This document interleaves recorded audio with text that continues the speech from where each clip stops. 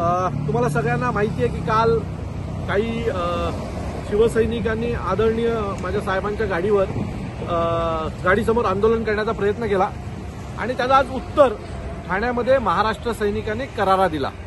जवळजवळ उद्धव ठाकरेंच्या ताफ्यातल्या 16 ते 17 गाड्या आमच्या महाराष्ट्र सैनिकांनी नारळाने फोडल्या, कारण तुम्ही सुपाऱ्या मारल्यात तर आम्ही नारळ मारणार, आणि शेण मारलं गेलं। गडकरीला जे काय झालं ते तुम्ही सगळ्यांनी पाहिलं असेल।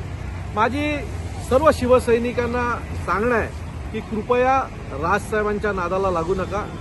माझ्यासारखे हजारो वेडे हे महाराष्ट्र नवनिर्माण सेनेमध्ये काम करतात, सन्माननीय राजसाहेबांच्या आदेशाचं पालन करतात। आज आम्ही गडकरीपर्यंत आलो, तुमच्या गाड्यांपर्यंत आलो, उद्या आम्ही तुमच्या घरपर्यंत पण येऊ।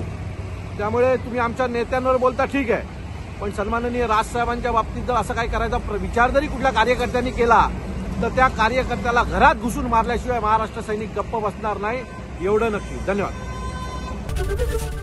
एबीपी माझा, उघडा डोळे बघा नीट।